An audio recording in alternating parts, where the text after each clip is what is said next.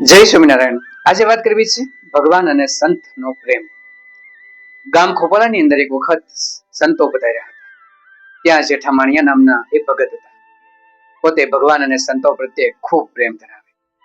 આથી તરત પોતાના ઘરે ગયા અને પોતાની ઘરવાળીને કીધું, સાંભળ, મંદિરમાં સાધુ આવ્યા છે, હું મંદિરે દર્શન કરી અને વાડીએ જઈશ।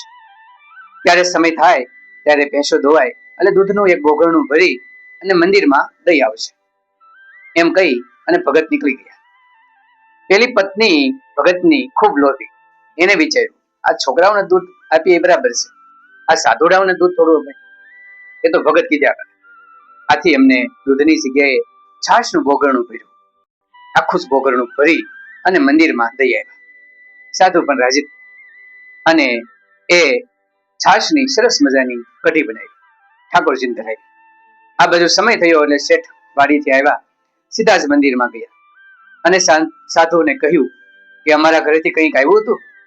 ત્યારે સાધુ કીધું, હા ભગત, તમારા ઘરે તો સરસ મજાની છાશનું બોગરણું ભરીને આવ્યું હતું અને એ બોગરણામાંથી સરસ કઢી બનાવી અને મેં પણ ખાધીને ભગવાનને પણ ધરાવી। ભગત નો શરીર અને આંખો ફરી ગઈ। દૂધની જગ્યાએ છાશ, ભગત ગમ ખાઈ ગયા।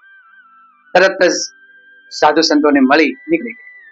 જે જગ્યાએ ભેંસો ચરતી હતી એ ભેંસોને ઉપાડી ગઢપુરના માર્ગે ચડાવી અને ગઢપુર જઈ ગોપીનાથજી મહારાજના મંદિરની આગળ સાંકળેથી બાંધીને પોતે ખોપાળા આવ્યા।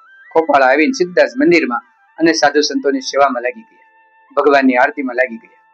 આ બાજુ સાંજ પડી પણ ભેંસો ઘરે ન આવી। આથી એ ભગતના પત્ની મૂંઝાણા આવ્યા મંદિરે, બહારથી બૂમ પાડવા લાગ્યા, ભગત, હજી આપણી ભેંસો આવી નથી। છતાં પણ અંદરથી કોઈ જવાબ ન આવ્યો। આથી ત્યાં બહાર રહેલા એક ભગવાનભાઈ સોનીને કહ્યું કે જાવ ને, તમારા કાકાને કહો ને કે આ સાંજ પડવા આવી પણ હજી ભેંસો આવી નથી। આથી ભગવાનભાઈ સોની અંદર ગયા, કીધું, ભગત, બહાર તમારા ઘરના આવ્યા છે ને કહે છે કે સાંજ પડી પણ ભેંસો આવી નથી। ત્યારે ભગતે કીધું, કહી દો તમારા કાકીને કે હવે આવશે પણ નહીં, જેની હતી ને એને આપી દીધી।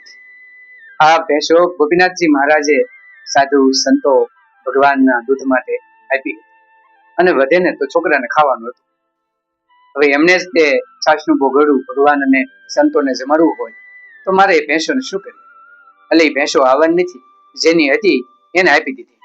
અને તમારા કાકીને કહેશો કે કાલથી ગામમાં છોકરાઓ માટે છાશ શોધી લે, બોગરણું લઈને બીજાના ઘરેથી લઈ આવે, બાકી કશું આવવાનું નથી। ભગવાનભાઈ સોની આવી બહાર વાત પેલા ભગતના પત્નીને પોતાની ભૂલ સમજી, આંખમાંથી આંસુ ખરી ગયા અને ભગતની માફી માંગી, મારી ભૂલ થઈ ગઈ। આમ ભગત એવા કે ભગવાન અને સંતો પ્રત્યે ખૂબ પ્રેમ। એમની આગતા સ્વાગતામાં કોઈ ભૂલ પડે તો પોતે ચાખી ન લે। પહેલા ભગવાન, પહેલા સંતો, પછી બાળક, આવું વિચારનાર આ ભગતને આજે પણ લોકો યાદ કરે છે।